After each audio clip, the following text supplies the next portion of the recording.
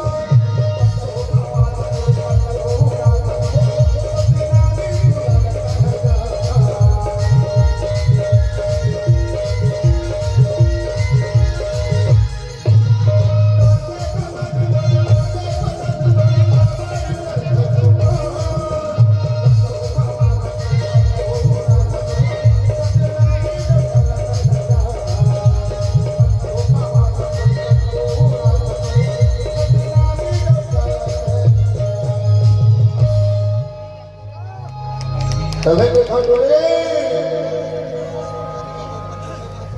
हुचरा छजमा तेरा तोरे मन मा काहे पता